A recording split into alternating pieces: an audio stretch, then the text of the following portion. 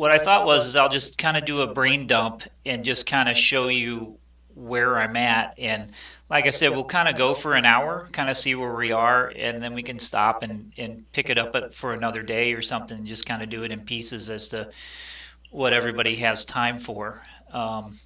So what kind of started this for me was um, I bought I bought this stagger wing from on the Alabeo sale, Right. and it was on sale for $10. And I'm like, man, that's a what a great deal. It's half price, right? So $10, and it was built for I think X-Plane 10 maybe. Um, and it worked in X-Plane 11, but it didn't work very well. And so I started snooping around and just looking at things. And I'm like, well, I wonder if I can like upgrade it to, to be more of an X-Plane 11 um, capable kind of a thing. And so anyway, I've made some progress. I started with, I kind of started back at the beginning, like with PlaneMaker. You guys are all familiar with PlaneMaker, right? I would Yes. assume. Yep. It's probably a love-hate relationship with PlaneMaker. I'm Um, pretty comfortable with it, actually. okay, okay. Yeah, so I ended up loading. Well, here. This is what my workflow has been so far at this point. I installed the Alabeo D17 Stagger Wing, and then I made a copy of that folder, complete folder, and put it down here. So this is the folder that I'm working on and changing. So if I ever need to get back to the original aircraft, I can, or compare files and things like that. So I went into First thing I did is I went into PlaneMaker and just started looking around like at the wing specs and the wing sizes. And I think the other thing that was a big difference, well, the vertical tail was the shape of that was completely off. I made that a lot more closer to the physical size. And I know that the angles of the moving surfaces, for instance, the elevators and the rudder and the ailerons, according to the specs of the plane versus what PlaneMaker had, the real plane, the distance of the throws were much greater in the real plane. Like I don't remember the exact values, but for example, let's say the elevators would go in PlaneMaker like plus or minus 8 degrees, and the real plane was like at least twice that, maybe 20. Um, so everything that I've always read has always been like, build build the simulated plane in PlaneMaker as accurate as you can, and then go from there. And the laminar research folks tend to, they tend to make the math as accurate as it can be if you build it right. Like it behaves generally pretty close to the real plane. Yeah, Uh, that's exactly what I did when I built the triplane. okay, okay. Um, so I was able to find a bunch of discrepancies, just mostly with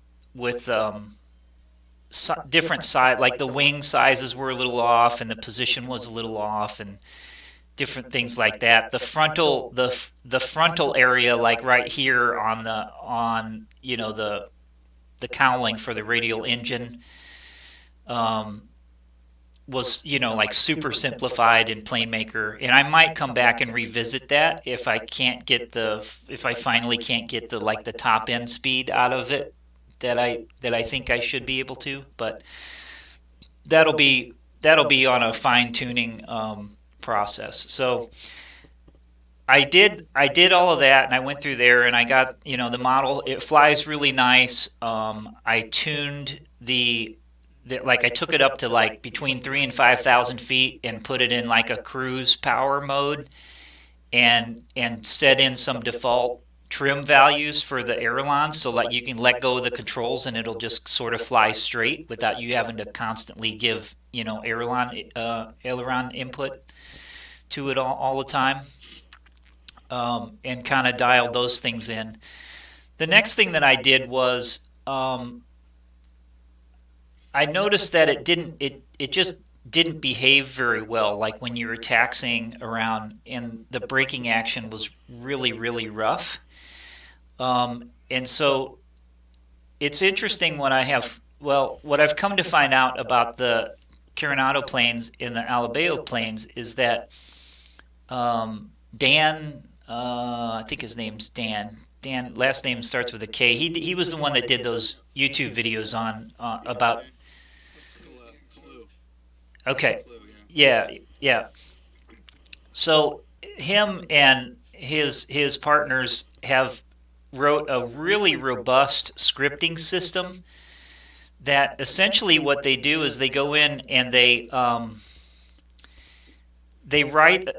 basically wrote an entire scripting system that has like almost every possibility that you might run into with any plane, and then they just nibble and pick at the pieces that they want that are specific to that plane. Right, So just turn switches on and off or change settings as it applies to that aircraft. yes, Right? yes.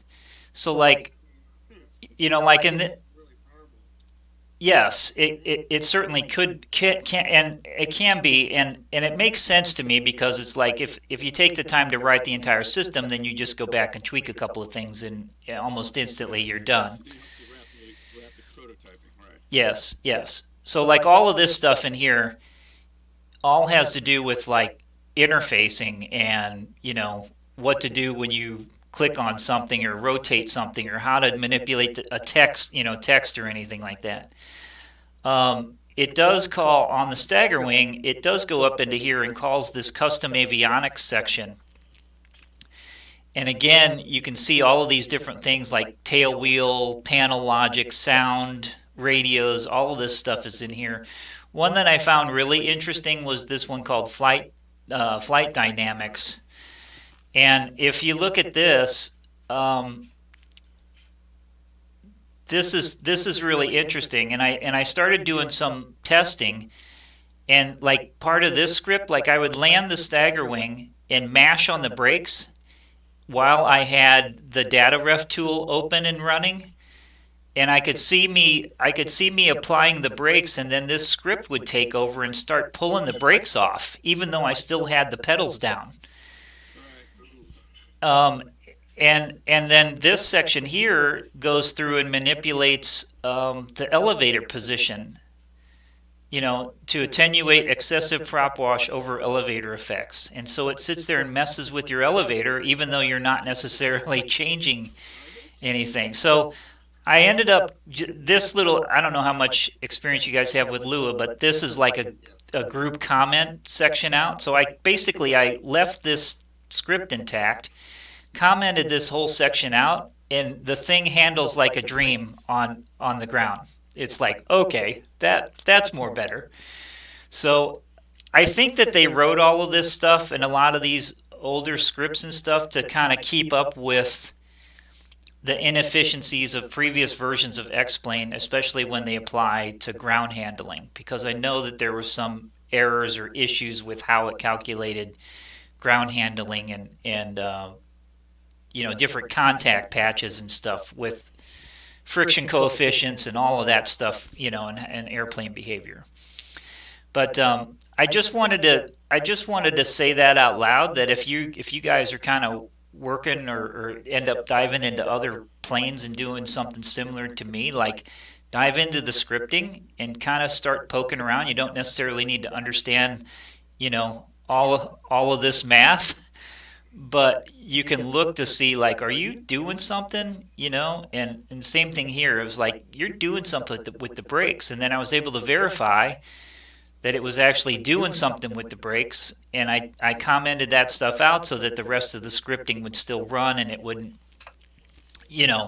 throw errors and stuff. But so that really changed a lot of things, which ended up working out really well. So the process that I'm in now, let me take you inside the stagger wing. So this is the cockpit of the thing, and I've done a lot of work to like repaint the imagery that's up here on the front. The original one had a bunch of like permanently cast shadows in in the display, and with X-Plane now, like if you run the timer around, the shadows all go with it, right? So it's like I don't need you to paint in shadows. It's like the simulator does that by itself.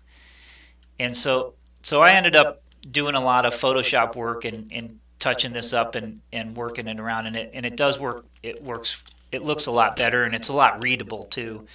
The original Staggerwing model, all of these textures were really dark and difficult to read or see. Um, so the next little thing that I discovered was a lot. Well, you guys, if you don't know, most of the time when I'm using the sim, I'm flying in VR. So I have my Oculus Rift goggles on, and I'm interacting with the sim in that manner. And I'm not looking at. I never really look at a 2D screen like this. I'm actually in the VR environment where it feels like I'm sitting in the plane. And the big thing with that is to be in VR. If you don't have the right kind of these like manipulators, like you see all these like little green halos here. What that is I have this setting in here right here, show clickable regions in the cockpit. So I have that turned on. Normally it's turned off, and your cockpit will look like this. And as I hover over things, you see click spots or places where you can interact with things. Um, just from a development standpoint, I have this turned on just so that I can see and make sure that this is all working. But what I've done is I've gone back in and added what's called manipulators in the cockpit, so that I can interact with this stuff in VR. So not only can I click with the mouse, but I can also reach up and grab it with the VR manipulator and be able to adjust the barometer, or be able to adjust the CDI, or adjust the throttle, and that sort of thing.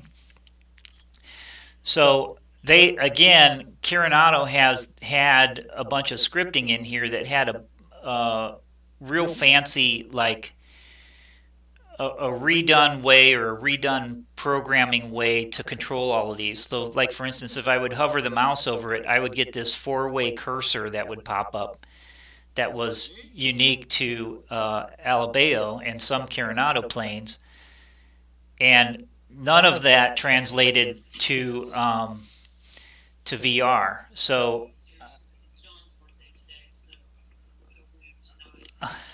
Um, so anyway, that's why it kind of started this whole process. It's like, boy, I'd really like to fly this plane in VR, but I can't get to half of the stuff because they didn't program it with regular X-plane interactions, and they rewrote the scripting on how all of the buttons work and all of that stuff. So that's sort of what started me down this road.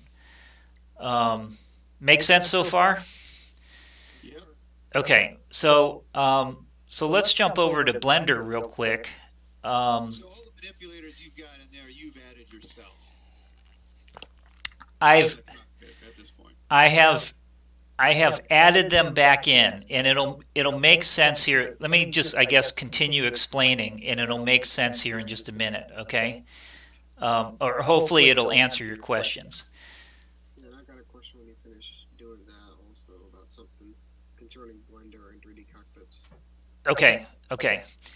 So my understanding is if I go back into the Windows Explorer, this again is the folder for my stagger wing, and I have the ACF. This is what PlaneMaker makes, and a bunch of icons. And the VR config is what just some settings that you use in VR to fine-tune controls, and it's all the standard stuff, right? Like airfoils, objects, etc.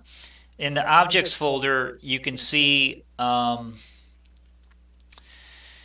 there's just a bunch of different stuff. Let me turn on the view and just do icons here. So like here's a texture map, and then a normal for that texture map, and so on and so forth. These are some of the things that I repainted And so that you'll see that, like, here's the PNG for the interior one, but then here's a Photoshop of the original PNG, but then I did some color correction in Photoshop and then made the new one, right? So that's sort of the kind of the workflow that I did. So that if I ever need to get back to the original one, I can, but then all of those things are still available. You can see, just all of the different objects. Here's one that has a lot of the instruments and that sort of stuff on it, so on and so forth. But this is all a general setup. This doesn't really vary from plane to plane. There's a pretty strict file structure, folder format, all of that stuff that that Laminar Research has sort of defined and say, here's how this works and here's how you need to make it, right? And so it kind of carries on from plane to plane. So just for a way of explanation, the OBJ files are a 3D a three-dimensional file format, but it's really actually a text file. So if I kind of quick preview that, you'll see that it's just a text file, and these are just lists of vertices. This down here, if you go further, if you get all the way down here to the end,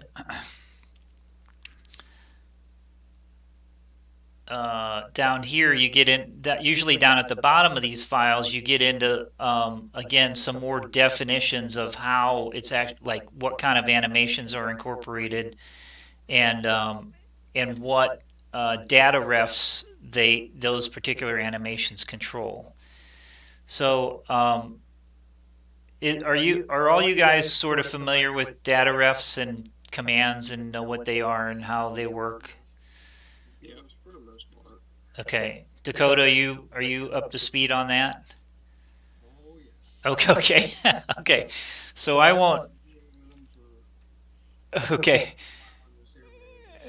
all right. So yeah, that's right. That's right. That's right. You're knee deep in it. You're probably deeper than all of us are into it. So yeah. So I won't go into explaining these since you guys sort of know what's going on. But so what I did with the stagger wing then, I'm running Blender 2.79, and mainly because I've been using Blender probably for 7 or 8 years, I guess, and I just don't. I probably use it more now for X-Plane than I use it for work, but I use it probably more for X-Plane now, and I just haven't taken the time to make the jump to yet another interface change up to 2.8 point whatever. So I'm still using 2.79. And I have two plugins that I'm using. One is the export, so that's X-Plane to Blender, which I think you guys are familiar with, and then the other one is there's a X-Plane OBJ importer, and are all of you guys familiar with that as well? Yep. That's the one you posted on your This Posted it. Yeah, this can be found on I think it's available at xplane.org. If Yeah, I posted it on your Discord earlier today. okay. So there's those two plugins that I use, and Jeffrey, I think you alluded to this. Like, let me go ahead and save this, because I was messing with this. If I do new, and so I'm going to start over here, right? And I'm going to select everything and delete it. If I import that OBJ, so the cockpit object. Let me go back into aircraft. If I go back to the Alabeo stagger wing, this cockpit.obj file is the file that handles all of the manipulators in the cockpit. So everything that's in here in green, those are the manipulators, not the visual stuff that you see, like not the visual knob, not this OBS knob, but this other shape back here. that's the actual manipulator. And it doesn't, the manipulators generally don't get, quote, drawn by the 3D program, um, but those are the pieces that you can actually interact with in the cockpit, whether it's with your mouse or with a VR controller. So if I import this cockpit OBJ file and bring that in, you see that this looks nothing like the airplane, but what it does resemble is it resembles the cockpit of the stagger wing. I don't know, the spinner is in here. I don't know why that's there, but it is in there. The rest of these things are like, this is a door handle. This is this is a group of different objects, and I'm not quite sure if I understand like all the grouping stuff. This might have to do with lighting. I'm not sure. All of these things are switches. All of these different pieces, so that like those relate to all of these switches down here. So you can kind of see how this correlates. Here's a, so propeller, throttle, mixtures down here, and then there's this big arm that goes across here that controls the yoke. So those things, if you look at this a little bit, you see that it has, like this square up here is the flaps control. This would be the prop, prop, and then this one here would be the throttle. This is that big throw over arm, and so you can kind of see what all of these pieces are. Now it'll make even more sense than if I do this. So this is what I did before. Is I'm going to just select everything here, and I'm going to move this to a different layer. So now all of those objects are on this layer too. But if I come back here, and if I import again, and if I go into the objects and I import gauges, so there's all my gauges, right? So now it's sort of starting to make sense, and I can turn on, I can change this to GSL, and I can change this to environment lighting, and you actually see what's going on here. And then if I overlay those on top of that, now you can see kind of what's going on in pieces. So like, here's this little square then becomes the manipulator for the barometer on the altimeter. This little square right here, adjusts the horizon line on your attitude indicator, and so on and so forth.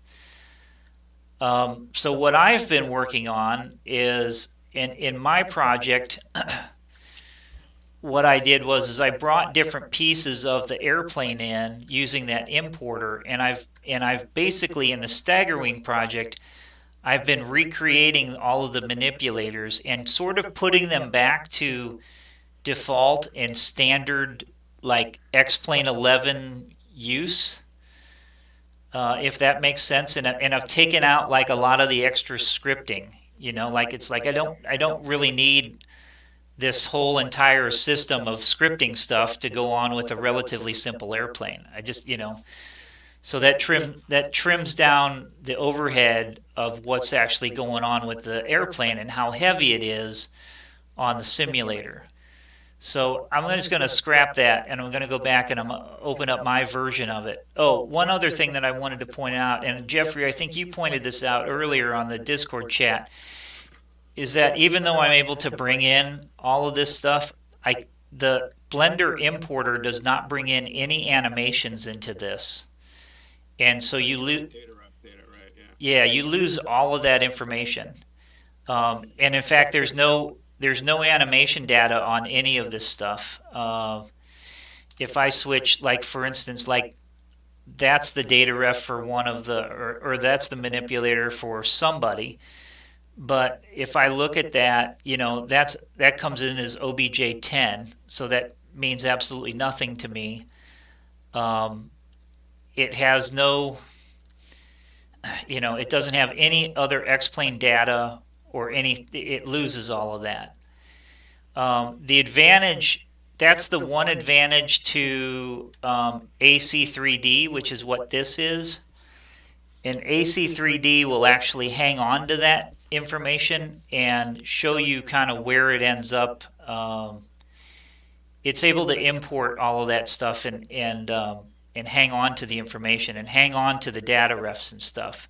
So, for instance, if we look at, like, if I look at this object here, that shows up in the this hierarchy view here shows almost, this is like a tree representation of what's going on with this file, this guy right here. So AC3D reads all of this stuff in, and it reads in all of this stuff down here, and it kind of puts it back together and into somewhat of a recognizable. It hangs on to the data refs. It hangs on to the animations. So, for instance, I can say animation time, and I can. I don't know if I'll be able to see any of this stuff. Yeah. So see, you can see an animation actually happening. You can see that animation then is like underneath, like, like this one rotates, and then I can also manipulate that after the fact of the pitch input, so that's the only nice thing about AC3D, is that it hangs on to all of that stuff. I haven't bought this yet, but if I keep going with this, I probably will, just because occasionally I'll come back in here and not know. I'll be looking at something and I'm like, what is some object, like, what is this thing doing? What is, like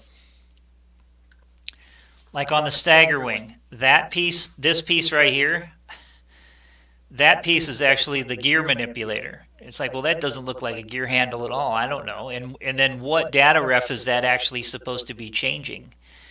And so, say again?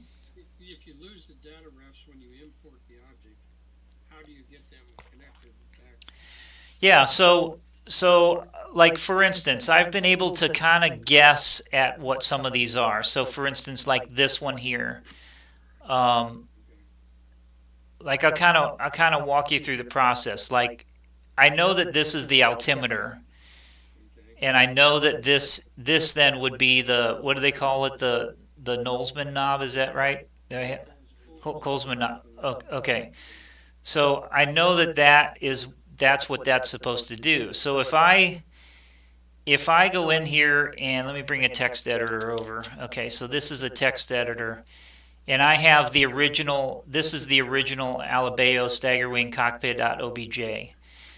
If I search for, I don't know, it's maybe altimeter, no, barometer, no, let's see, It's not Coleman truck pressure. no, Try ALT. no, I don't, so see, this is making a dummy out of me. Look, the other thing that you can do is, if this is not that complicated, you can kind of look and see what things are. So here's stuff for the passenger door, fuel selector. This is all yoke, pitch, ratio, lights, no smoking, elevator, gear handle status. That's the one I'm working on right now. Here's one for tail wheel lock, carb heat, parking brake.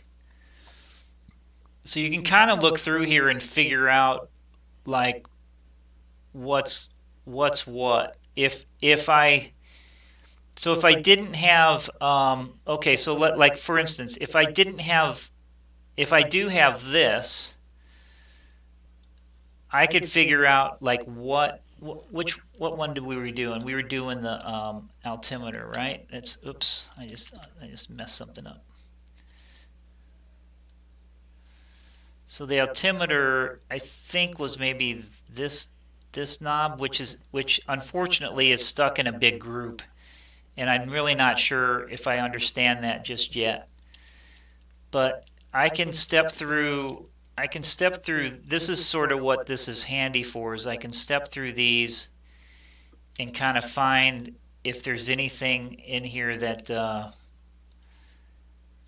has a data ref that I might be interested in. Here's all the ones for these different landing light switches, right? Let me go. I'm just going to make an educated guess because this is one of the first ones that I did. What's this one? Passenger door handle. Let's see. So I'm looking for I'm looking just for the polys. None of these rotate or animation things. I'm just looking for those things. There's a light switch.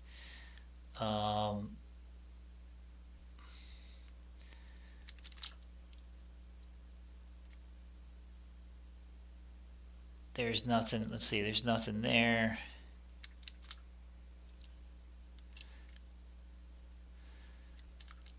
Nothing there. That's the other thing, is that some of this was kind of wonky. Like this one might not have had anything here.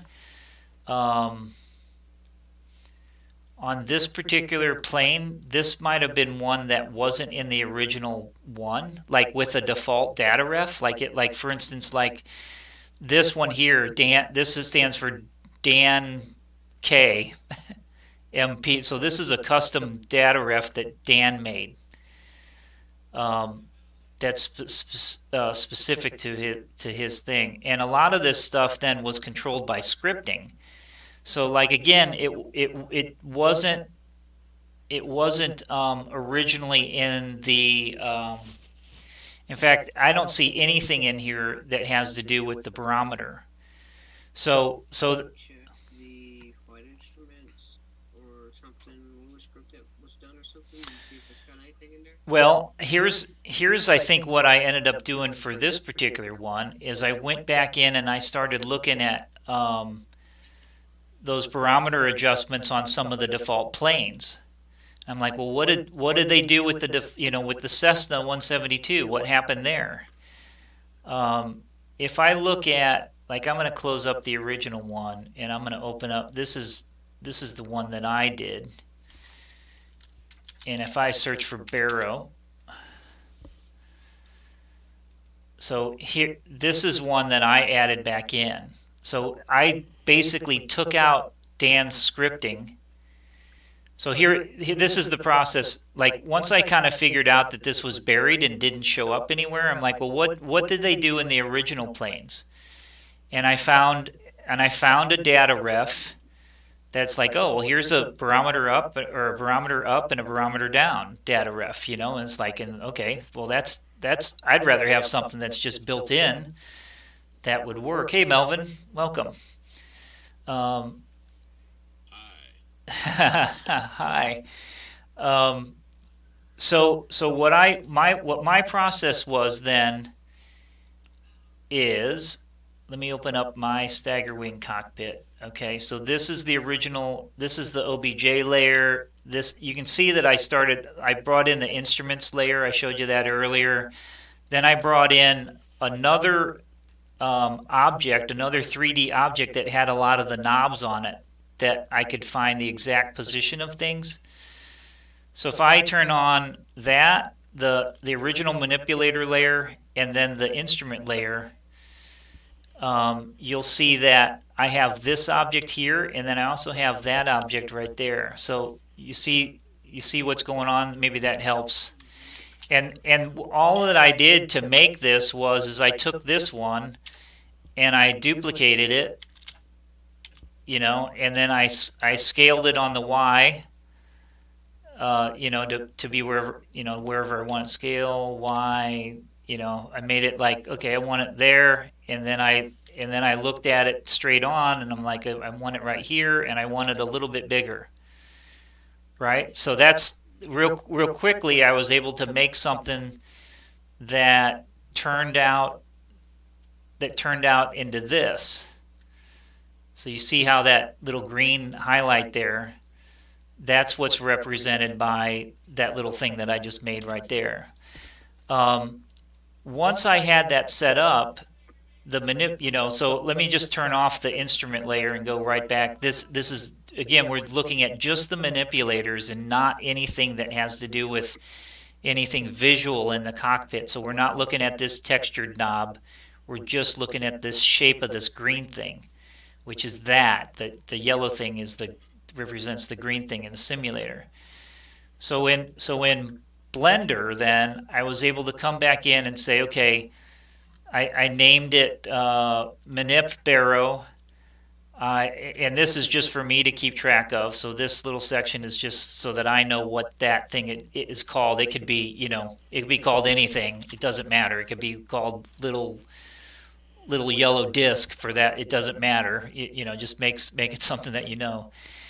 And then in Blender,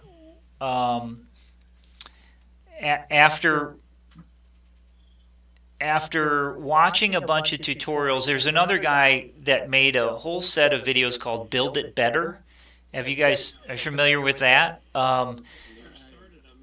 Yeah, so, well, here's the problem, is that he screen recorded what he was doing, and he kind of talked about it, but it's like it didn't record his mouse, so you never know where his mouse is going or what he's doing. And I went back to the areas where he was specifically working on this manipulator stuff and like watched it like 4 or 5 times, and I would pause it and I'm like, okay, he's doing something over here, so that I knew Blender enough to like be looking over in this area to see what changed, or where he clicked. And I finally kind of got to the point of where I'm at now. Like, this is what I know. So what he would do is after he would build the 3D shape, he would name it the right thing, and then he would also give it a material. He created a material that was just called Manipulator, or it could be whatever, and it doesn't matter what the color is. This is just kind of for my reference. But then down here under X-Plane, under the X-Plane settings, you turn off, for the manipulators, they don't get drawn per se in 3D. Only if you're interacting with them, or only if you have this little switch turned on. This guy, slow show click, right? So that guy controls whether or not they get drawn. So the material properties for the manipulator object, under the material tab, this controls, you can set this to say, don't draw these, and this is part of the cockpit. And based on those 2 things, those have to be part of the just like the definition of the piece being a manipulator. I think the other thing that I did was, if I go over here to the scene tab, so right now I'm only exporting layer number 1. The rest of the layers in 2 through whatever, even though I have stuff on them, I'm not exporting anything. So this becomes just a cockpit object, and I think that's all that I did there. So then when I get back to the objects, like this one over here or this one here, I come down here to the X-Plane, this little X-Plane drop down that comes in with when you install the plugin, it comes in with that. I said, okay, this object is a manipulator, so I turn that switch on, and then it asked me, well, what kind of a manipulator is it? And you can click this and you can pick all kinds of different types of manipulators. And so I wanted this to be a command knob. Those are sort of explained albeit not real great, but those are explained over here on these pages. So designing manipulators for virtual reality, and then also in this OBJ8 file format spec that's in at xplane developer.xplane.org. And the manipulators, of course, are way down at the bottom, so you just kind of got to search for what you think you might be looking for. And it sort of explains what's going on. So for instance, like on this one, so this is a command knob. And so if I search here for command knob,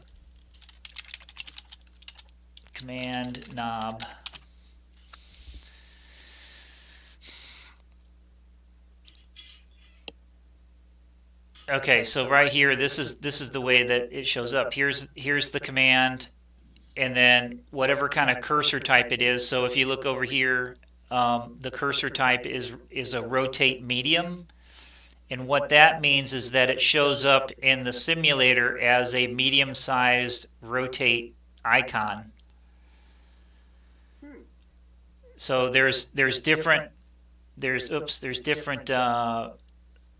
you know, here's all the choices, right? You could have up, down arrows, you can have a hand, you can have 4 arrows. And all of those things show up in the 2D cockpit. So in order to get an icon to show up a certain way, that's how you would adjust it. In VR, of course, I don't see any of this stuff. I just want to be able to reach up and grab it. And, you know, and I don't see it I don't see the icon per se, but if you're flying in 2D like this, then you would see the icon. And then again, according to you know, the specs of this, here's the cursor, and then you have a positive command and a negative command, and then the tooltip. And so all of those options then are defined in the Blender plugin setting. They're all available here. It's like, okay, what do you want the tooltip to read? Well, I put in barometer pressure adjust. What's the positive command? Well, I found the data ref that is when I manipulate this manipulator in the positive way, then it's going to say barometer up, or it's going to give the command barometer up, and the inverse for barometer down. So once I did that, and then I exported that, now all of a sudden I exported that cockpit OBJ. I went in and I said developer reload the current aircraft in ART, and it reloaded that in, and all of a sudden I got a knob here that I could actually integrate after I took out Dan's scripting, you know, with all of this custom scripting stuff that I can't access in VR, and also, I guess in my opinion, adds a little bit of weight to the simulation of this plane. I'm back to the default way that, well, let me unpause it here. I'm back to the default way that X-Plane, you know, handles the same thing with the default aircraft. So that's a relatively simple one.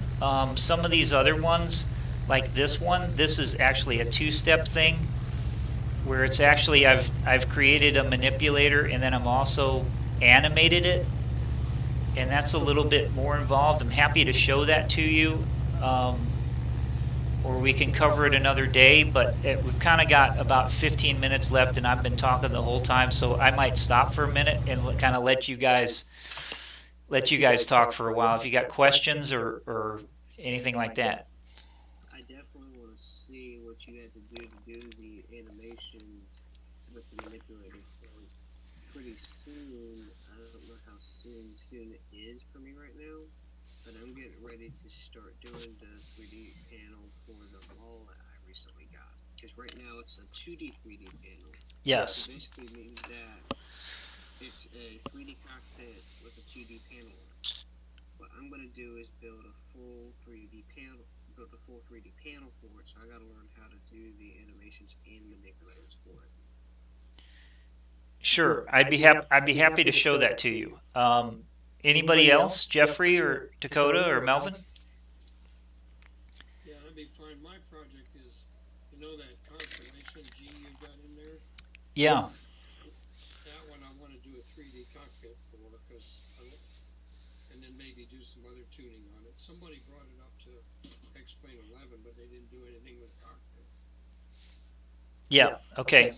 Did, but they didn't. Yeah, I think I have that.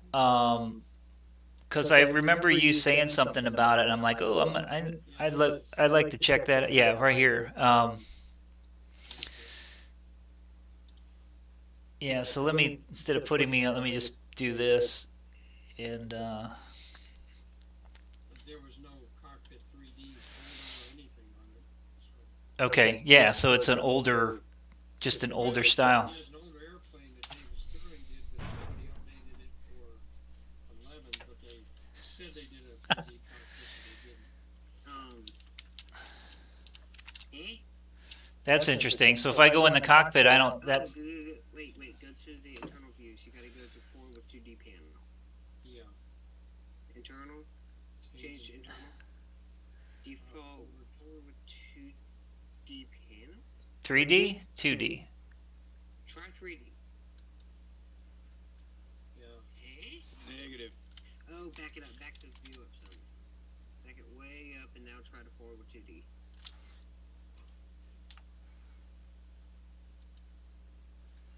Back it. Try and do the back button. What? I don't know. Might have worked. Maybe I've been in here messing with mine, but I get what you're saying. So that's fine. So yeah, Dakota, I'd love to be able to get this thing to work. I mean, Melvin and I are suckers for old aviation planes, of course, and and that's sort of what got me. I was like, man, I'm Staggerwing for $10. How can I pass that up? And then it's like, boy, I'd really like to make that a lot better. And so The only Connie that really exists is the one for A2A, but it's a P3D. And P3D is big, so. okay. Well, there might be ways to actually bring that over. I don't know. That's probably time for another discussion. Okay, see, I get a, if I go to 2D, I get a panel. Okay. I might have been in here dabbling around and messing with it, so so I'll take credit for that. I might have played around with this stuff. The green panel and all kind of, but you're close to it. And it's, Yeah. I just want to go 3D cockpit. Sure. So, Jeffrey, you have any comments or questions, at least in episode 1 here? That was actually helpful in a lot of ways. So, if nothing else, it did verify my suspicion is that, I mean, it supported what I had thought, which is you can't import animations into Blender, and you can into AC3D, but I don't want to spend $150 if I don't have to. So Yeah, it's actually, if you do the home version of it, it's $100. I was looking. They have a home version? So if you See that, so maybe they do. if you noodle around a little bit more there, it's $100, and I'm like you, I'm sort of on the fence. And the more that I learn about this, it's like, do I really need it, or do I don't need it? Where it's been helpful is to be able to come in here and say, what data ref is that supposed to be messing with? If there's some piece of geometry in here that I don't really know what it's supposed to be, or I'm confused as to what it's supposed to be, then I can actually come in here and verify it. It's also kind of inspiring that it's. I mean, yeah, it's legwork, but it's not insurmountable legwork to make it work. No, not at all. And that's what I've been encouraged, because the other thing is like, once you have this, I mean, if you sort of had your head wrapped around this a little better, I mean, I've basically been messing with this, Melvin, this week. I really haven't spent gobs of time, but I've made a lot of progress in kind of trying to understand the process. And I think once you wrap your head around, okay, I need this, and it needs to be made like this, and so on and so forth, then, like I did most of the buttons in here in like a half a day. And I was really able to make progress with it. And then you can save the Blender file, which hangs on to all of this information, and you're sort of done. And that was the thing. I think we've all sort of struggled with. There's nobody out there that's really taken the time to say, here's how this works. Here's how to set up the values in Blender. And then, once you have all of that set up, the only thing I do is I go File, Export, X-Plane Object, and then I go into X-Plane and I hit Reload the aircraft and see if it's how I like it. And then being able to bring in other pieces like this to see, okay, how do they all overlay on one another? Well, that's how they go. So do you? I've seen. I thought it was a video where a guy brought in the whole airplane as the STL file, and then he somehow got to the objects in it. Yeah. So Dakota, I haven't done that, but I do know that in PlaneMaker you can export an STL file, and it used to be that you didn't have the ability to actually slap another visual model on top of something, right? Like, so for instance, just to sort of I'm kind of backing up, and maybe you guys know this already, but like if I go into PlaneMaker, let me launch this real quick. The model that you create in PlaneMaker really only has to do with the aerodynamics of the plane.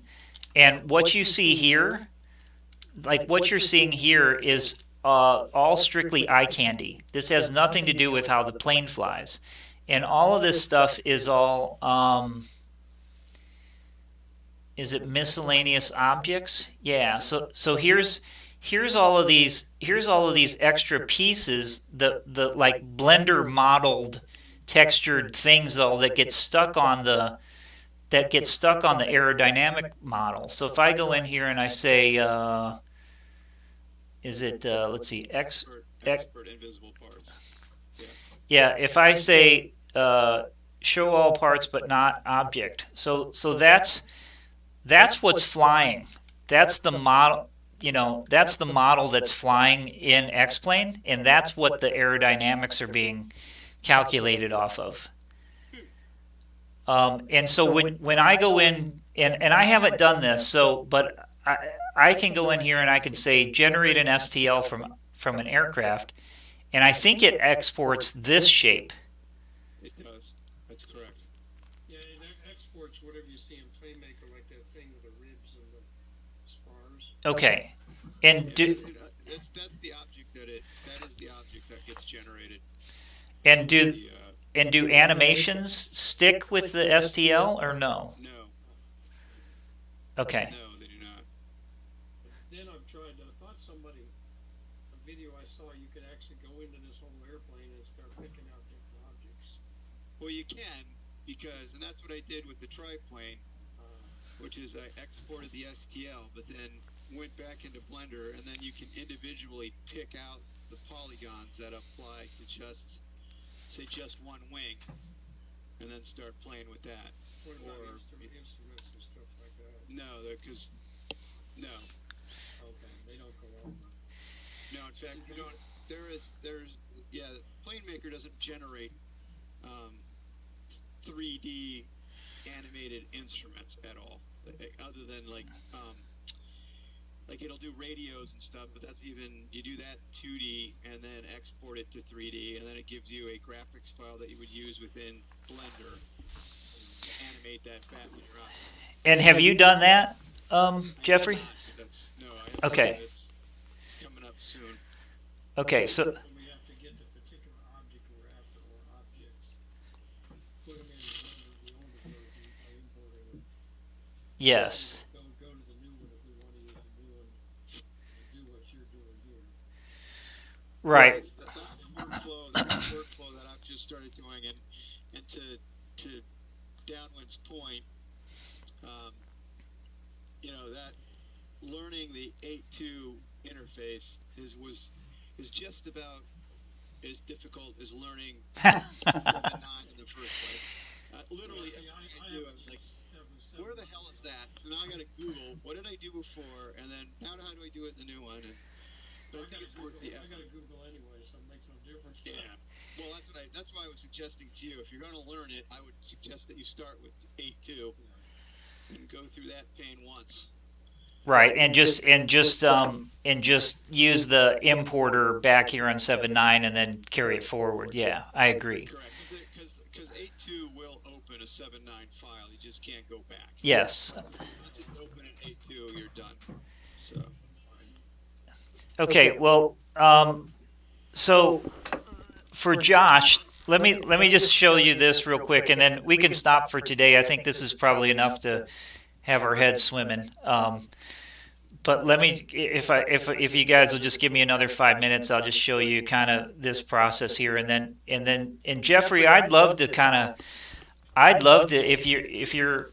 if you're willing, I'd love to kind of have you walk me through, and maybe the rest of the guys walk me through the process as to what you've done with that triplane. So because you've done some things that I haven't quite explored yet, and I think it's just becomes a huge time saver. That's all. So. Yeah, right. Like what I just did for that bush plane, was a whole other set of deal with the gear. Yeah. Gear deflection, and wheel steering, and all that happy crap. Yeah. So I'd love to see that at some point. So that would be great. Yeah, now what you helped me with the fuel transfer on the ball, which was a nightmare. Yeah. That was interesting. Okay, so Josh, real quick, this I think is the manipulator for the or for the prop. Okay, so it's the propeller pitch, and if I turn on I think is it this layer? Yeah, you can see where the handle is, right? And again, that geometry is there, and that's the stuff that gets drawn. But the orange thing is the piece that you actually grab onto or can click with the mouse. Okay, so again, this object, this cylinder, has the material manipulator, so that grabs the properties of don't draw it, and it's part of the cockpit panel.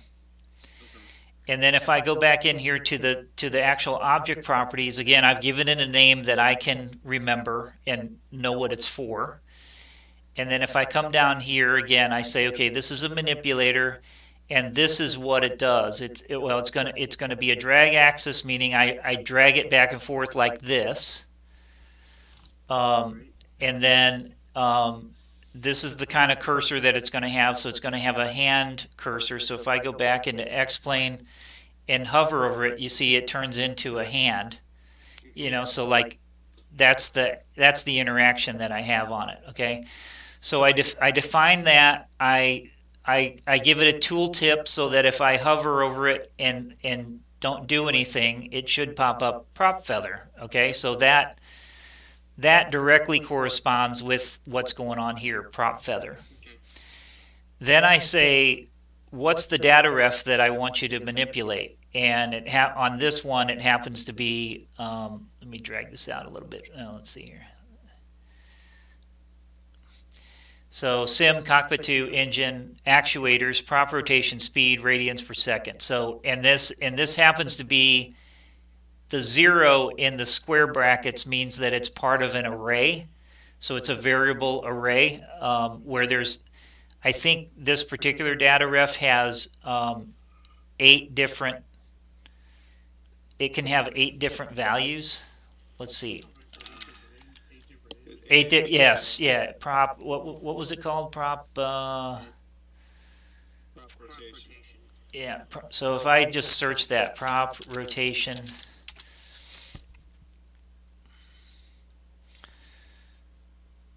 Okay, so this is it. So it's a floating point. It has eight different things. It's 8 different values. So it's an array. It's and it's writable. And so, and again, all of these things, if you sort of want to go and say, well, how did they do it on this plane, right? How did they do it over there? And I've been doing a lot of back and forth. So if I go to plugins and data ref tools and I say view data refs, and then you can type that in, you can say prop whatever, right? and sit there and watch it change. And this button here, the CH, means like just show me the ones that are changing. So here you can see this is the one right here. And so as I adjust my prop, you can see that very first, where is it? I don't even know if the engine's running, but let me drag this out. Yeah, you can see this number right here, this 222. That's the one that's changing. All right, so that's how I kind of like just through the process of deduction. And I looked at the old aircraft too, like the one that I didn't, that didn't have a manipulator on it, and say, okay, that's the data ref that I want you to change. Then these values are the drag X, drag Y, so it's not going to drag in the X direction at all, which is left and right. It's not going to change in the Y direction. And again, these are all in reference to the X-plane directions and not blender directions. So for instance, the drag X corresponds to this way, right? Like like left and right as you're sitting in the cockpit, like a left and right of the center line. The Y is actually the up and down, and it's not the Z. The Z value is actually like to the front of the aircraft or toward the tail. Yeah, longitudinal. And there's a web page somewhere that describes that. Somewhere that it's in the, if you go into the plane maker documents, it describes that process. But then it has these two spigots where what are the values? So you see it says 187.44 and 241. Well, as I manipulate that, this is what you're looking at. So if I go full, there's 240. And if I go all the way the other way, there's 177.44. So those are the ranges that it's going to move across. And I took those from... So that's basically the range when you're moving it by like your prop control or something. Yes. That's the range it's going to move. So then to make the manipulator work, you have to set the values to that. Yes, and even like if I grab here, like as I change it, you're looking at the same numbers changing. And so you basically have to match the manipulator numbers to your sim hardware numbers, basically. Yeah. So it works correctly. Yes, yeah, because if I define these values as something that were like out of bounds or too far, then You're going to be able to run it at a different limitations. yes. Yeah.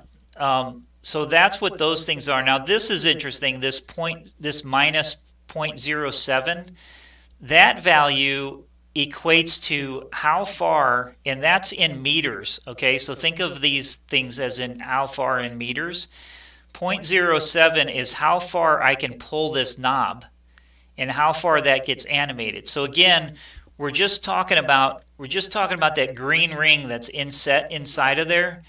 So that green ring from here to here moves 0.07 meters. Oh, okay. And if I turn that up to 1, then I would grab that and pull it halfway into the back seat to get to this. Instead of 3 inches. Yes. So again, it takes a while to kind of wrap your head around it, but once you get it, you're like, oh, okay. Because go ahead. Well, I was like, boy, I'm pulling this knob too far, or like I'm not getting the full range. And it's like, well, I wanted to match the green ring on here needs to be a very close or very similar animation to what the actual visual knob is. So I have a question. That's saved as a manipulator object, not as the 3D cockpit object. That's correct. So you can have more than one object with manipulators in it.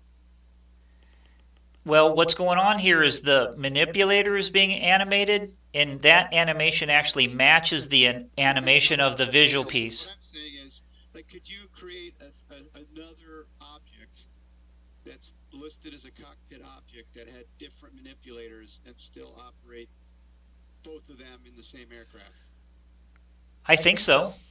Well, I would think it would be the case, but I'm not sure if well, everyone's wired like read that. I had read that it is not, so that's why that's Yeah, important. because I think the reason because I remember reading something from Dan Clow about this, that what you'll do is you'll create your entire panel. So create the base template of the panel. Your second layer will be the instruments themselves, and the third layer is the manipulators for those. If I remember But again, correctly, there's something about that. but he also said it all had to be saved in a single cockpit object. Correct. But that's Correct. That's what I mean by what I'm saying. Is it was 3 layers inside of one, but you could work on each individual layer. So I got to learn how to do the layers so that I can go my base template. Josh, but Downwind just said that's not the case. You can have more than one object. It doesn't have to be in the cockpit object. It doesn't? Well, like on this plane, like on this plane, there, like that. What you see right there is just the manipulators. That's the cockpit OBJ. If I go to this is just a file called gauges.obj. And if I show you this is another one called interior number 1 or something like that. And if I turn them all on, then you see, you start seeing all the pieces. Yeah, I'm gonna have to play with that. All right, well, I gotta bounce, guys. That was really helpful, though. I'm Let me excited ask about you one more question, Delvin, soon. Sure. When you import this, do you have to adjust the axes because Blender? No. He's right, except if it's an STL, you do. If you import an STL, the aircraft will come in, pointed straight down on its nose, and it's something to do with English versus metric. It comes in like 3 times bigger, but it's by 0.3048. no 0.3048. Well, I'm going to stick with importing objects. So Yeah. I gotta go, fellas. Thanks again. Okay, Jeffrey. Yeah. We'll maybe see you later. I was going to try to jump in on that flight tonight, and Sounds like Mike doesn't have Mike's out of ATC coverage stuff, so I don't know if we're gonna what the deal is because he's out of internet right now.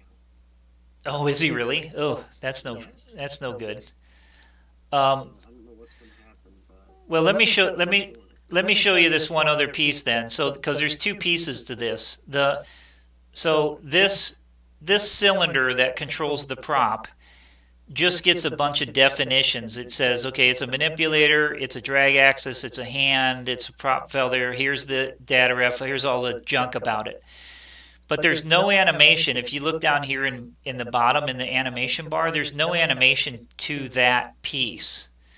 So what's happening is there's actually in Blender there's a thing called an empty, and an empty is essentially just, if I go to add and I can add an empty, it's just like a null object that I can put out here, and I can animate it or I can attach things to it.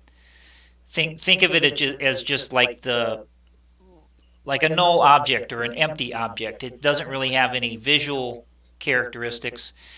But you can, in this case, what I have done is I've attached things to it.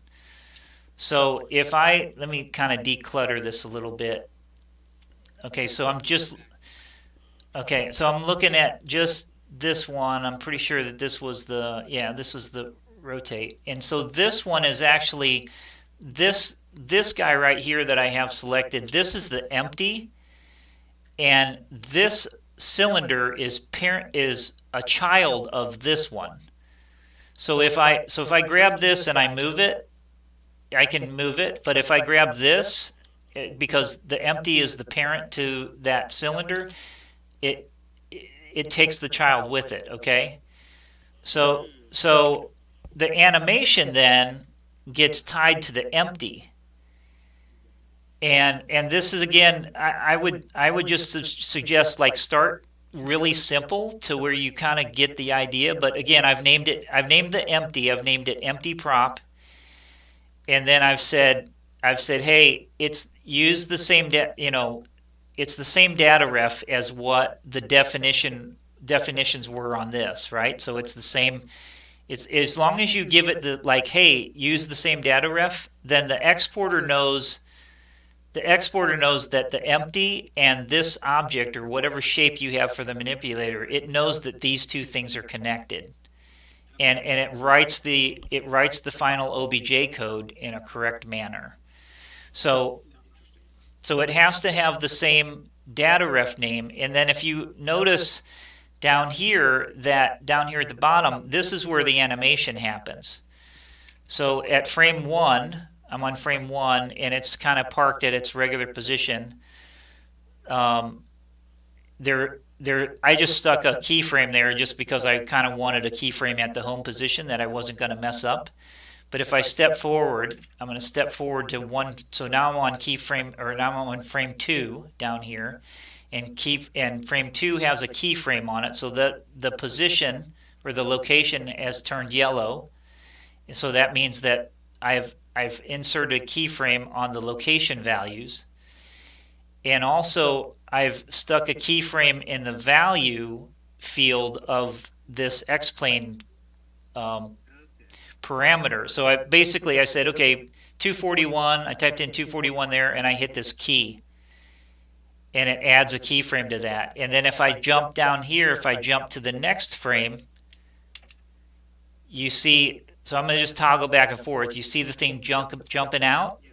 So that distance, then I kind of guessed at how far it needs to come out, and I sort of kind of went back and forth and said, okay, it needs to go a little further, it needs to go a little. That's what makes this green thing kind of stick in the same spot. Okay. So that by being the parent, by being a child of it, it stays in relationship to it. Yes. And it will move with the parent. Okay. Yes. So I'm animating the parent, but the child object, which is that little cylinder, does not have any animation on it. And if you look over here, as I step back and forth between those two frames, you see the values changing of the data refs. So that's how it all glues together. There's a fluid to the actual knob that you do. You've got a knob in the cockpit that's it's got a handle, it's got a shaft on it. Well, so again, because Blender does not animate, let me turn that layer on here again. If I step through this same animation, you see that there's no animation for this knob. Like, it never moves. Now I could animate it, and I could say, okay, it starts here. I'm going to add a keyframe, and then 5 frames later, I'm going to move this out, and then I'm going to add another keyframe, right? So as I drag back and forth, there's the animation now. So in the original file, the original Blender file that the original author did from Alabeo, they have all of this programmed in. And so the visual piece of this, which is actually when you see this fancy textured knob moving, that's equivalent to what I've just done here. Where we've seen that actual, where we've seen that knob actually moving. And then if I had this defined already, then it would be really easy to come in here and say, okay, we'll make this little cylinder match exactly. I could say, okay, is it really lined up exactly where I want it to be? And I could make all of that match really, really quickly. Move it this far. It needs to go right there. That's where I want it. If you start out with, say, an aircraft, and you've got a throttle, you've got the manipulator, you've animated the manipulator and its parent. When you're in the actual cockpit, there's an actual graphic PNG, I guess it is, knob that moves. Yes. So how do you relate what you've done in Blender to what you actually see in because the position of the visual knob is animated based on the value of the data ref. So it uses the PNG, it knows to use the PNG that happens to be in there. Yeah, so like, for instance, that is in which I forget which file that's in. That's gauges. I think that's internal number 1. I think is what that is. So like let me just bring that in real quick and let's kind of look really quickly. I think I'm gonna have to go and get ready for this event because I've still got to get X-Plane and everything set up. Yeah. Go ahead. I'm just gonna see if we can answer this question for Dakota, and then I think everybody's head, my head's swimming already anyway too. So yeah. All right, Josh. Hey, thanks for coming by, and I hope we can do it again and kind of just share what we know. So hopefully we can all kind of get to the end a little quicker. Yeah, I want to get together and maybe sit down one day and I start working on that cockpit, and then you can kind of walk me through a little bit of the animation stuff, so I can kind of get a feel for it. So once I have an idea how it works, I'll be able to make it go smoother. If you know what I mean. Yeah, absolutely. Okay. Yeah, you bet. See ya. See you, Josh. See you, Dakota. So Dakota, I think this int1, I think that's what I was messing with. And so I'm just going to drag that into my text editor and look at what that actually is doing. And so let me scroll all the way down to the bottom. And that was that prop, I think that prop radians thing or something like that. Degrees radians. Rudder, throttle. So okay, so here it is right here. So this section right here is what controls the animation of the visual knob, not the green part, but the visual animation of this knob going back and forth. Now, do I have to draw that knob? I have to draw that knob somewhere. Yeah, if you're starting from scratch, then yes, you do. Like if you want to do the Connie cockpit, then yes, you have to model. You have to make this thing. And I make it in Blender. Yes. And when the object is exported, Blender knows what it's going to animate that manipulator plus the parent, and it knows to tie it into this thing. Only because you would give, and I haven't done this yet, but I'm speculating that you would go in here and you would say, you would animate this thing. In fact, so I have this animated already, right? And I'm guessing what you would do the same kind of thing, but you would not check. It's not a manipulator. But you would come in here and you would come in here and you'd say, hey, this is this is whatever, and this is the data ref that it's tied to. So you have to, when you animate, you have to do all the layers. You got your manipulator underneath that ties into the Yeah, and the only way that the only way that X-Plane knows that the manipulator is connected to, like the green piece is connected to the shiny piece out here, is that they share the same data ref. And the data ref is the value of the data ref is what's driving, like here's that data ref, right? So whatever that value is, it's driving the animation between 241 and 187.44. You remember seeing those values before. So anything with that data ref is driven. Yes, that's my understanding, is that it uses, everything gets connected to a data ref somehow, and then whatever the values are, if the data ref value is 187.44, then it's going to animate it to this X, Y, and Z position. And if it's 241, then it's going to go 000, here, these guys, and anything in between there, it's going to do the in-betweens for you. So you did that based on the movement of either your hardware, or is that just you looked at the cockpit and said if 241 puts it up I looked, the original plane had those values as the prop rotation speed, radians per second.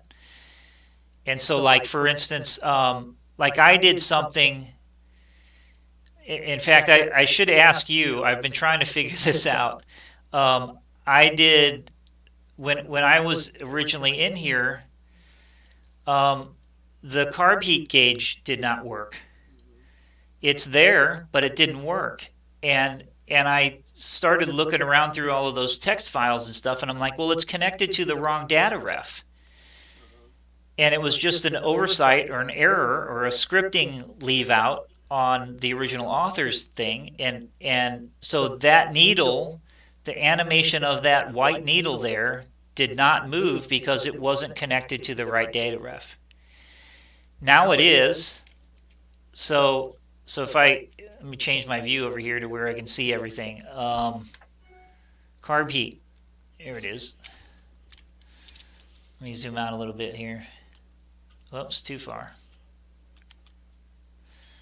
So if I grab the carb heat, I don't know if the engine's running. Okay, now it's running. If I grab the carb heat, see, now the needle moves. But that, and the only way that this needle is moving because it's sharing the same data ref as the green knob and the pixel color pretty knob of this thing.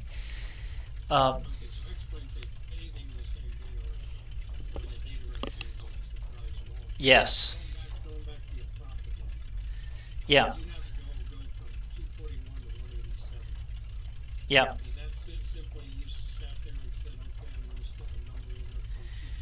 No, the only reason I found that is that was the values of the original prop radians from the Alabeo plane.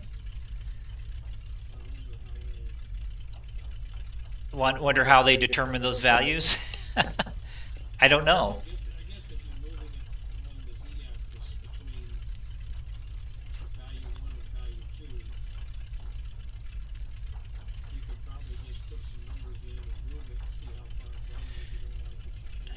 Well, I mean, my understanding is, like, when you pull the prop lever, you're changing the pitch of the propeller, right?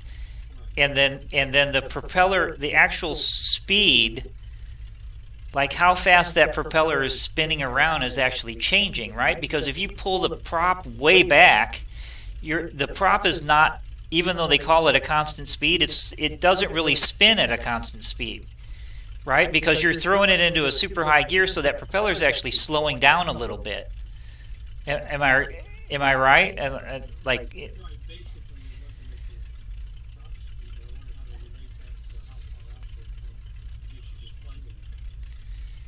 How far? What do you mean by how far out? Oh, well, those values are the extent. So, like, for instance, at one limit, the upper limit is, let me go back to that. The upper limit is 241 radians per second. It'll never go faster than that. And the lower limit is 187.44, so it'll never go slower than that. Yes, exactly. Yes.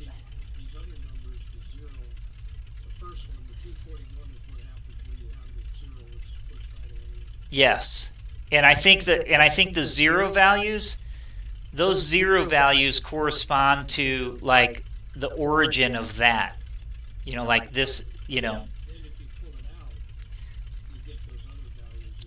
Yes, the 187.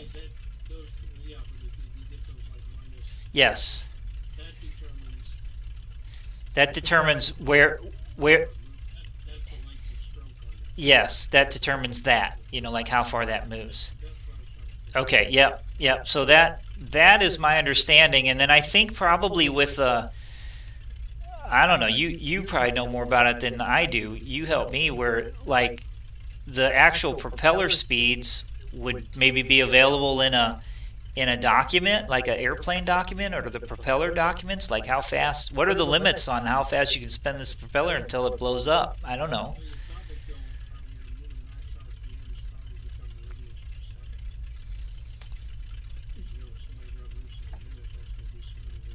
Yeah, yeah. And you'll. The hard part of doing this is not the blender or the plane deck. The hard part is finding the plane. Agreed. Um, on the throttle, for instance, the throttle is based on a ratio. So the ratio goes from 0 to 1, right?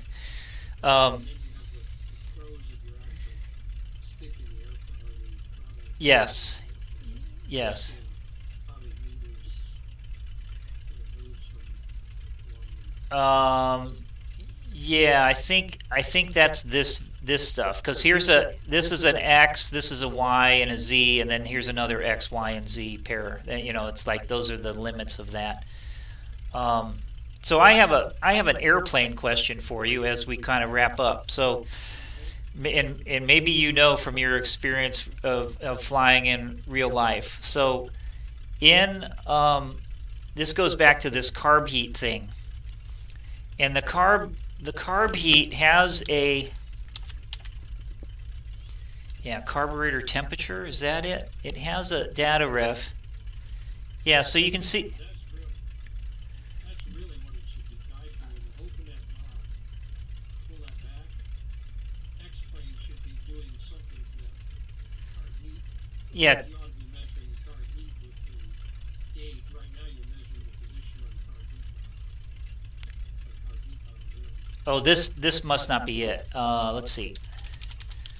Is it temp? Carburetor temperature. See this one right here? That's it. That's what you want. Yeah. So That would be the data ref you tie to the gauge. yes, and that's what I did. So, and I kind of so like if I push it all the way in, the gauge reads way down here, this is a little bit complicated because it has, when it gets down to 32 down here, like there's another keyframe to where when it gets close to 32 and it goes down to like, I don't know, I think I set the value to like minus 20 degrees or something, the needle animates a lot slower. But the question I have is, in real life, do you have any idea, like when I pull the knob, does it take a while for the carb temperature to come up? Like, in other words, is that okay? And then how Essentially, in most like GA aircraft, they're taking the exhaust manifold. okay? And they've got basically a tin can around it. Hmm.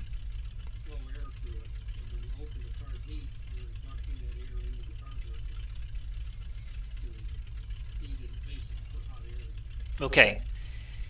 And so And that's why you'll see an RPM drop and produce some power. yes, so it's like, for instance, I set these data refs to go from, I don't know, I think it goes, if the engine speed is a lot faster, like if I rev up the engine, I just revved up the engine, and you see it peg, right? And if I pull it back to idle, it'll cool off.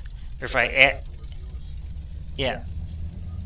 So I was just wondering, like, I'm curious, like, do I have these values set right, or should, is there that big of a difference? Like, do you think I would be able to peg that if I pulled it out?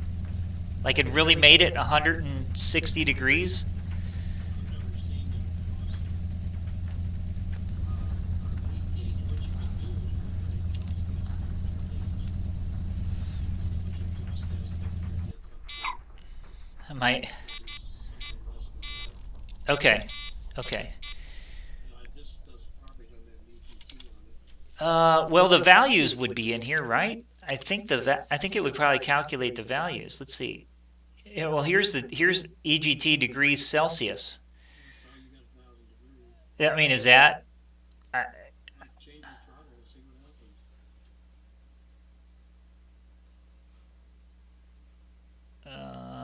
Is it? Oh, you know what? I broke the plane because I noticed that was moving. Hold on a minute. Let me see if, and I hit the parking brakes and just, okay, so there, now it's changing, right? So there it's at 700 or 800, 900. And then if I run this up, yeah, so it's getting hotter.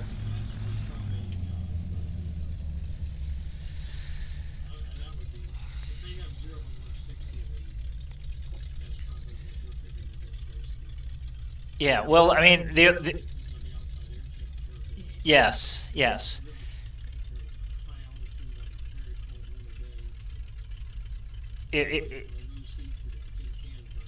Right.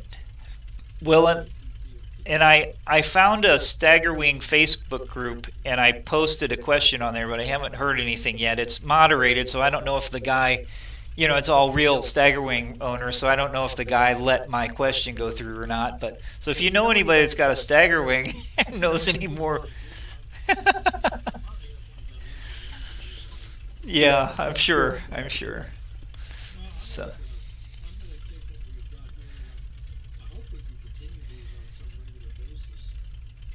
I'd be happy to. I mean, I've, like I said, I've sort of been exploring this over the past week or so, and I've made some progress. And and in combination with like taking out some of the scripting for the flight dynamics and different things like that, it's the plane handles really nice. And I ended up just real quick. I'll tell you this story, and then we can be done. But way down here, it's hard to see. Um, Way down here is a tail wheel. I think that's the tail wheel lock. And right now I have it set to go from like totally free or totally locked. And it and if I put it on totally free, that thing will do donuts on itself. Like it. I mean, is that true? I mean, is that really? I mean, because it.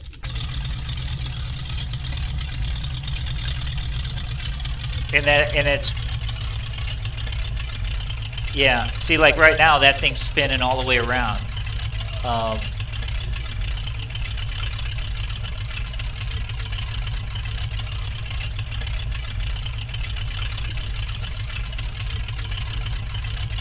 right. Well, like if I kick the brakes off and move a little bit here, they're like, uh-huh.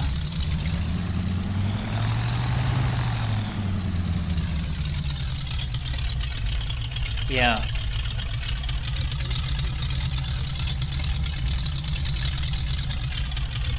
Which I'm not. Well, here's the other thing is my throttle potentiometer in my hardware controls are dirty, so the throttle thing sits there and jumps and wiggles. Like if it's. I agree.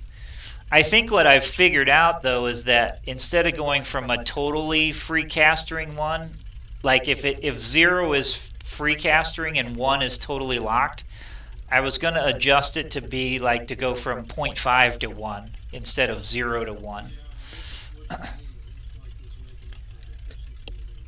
Mm-hmm. Yeah, but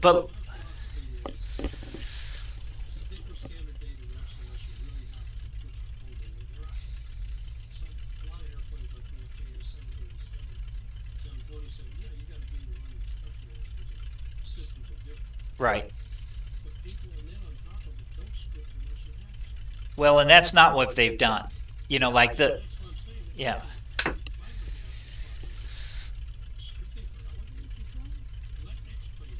I totally agree with you. I- right.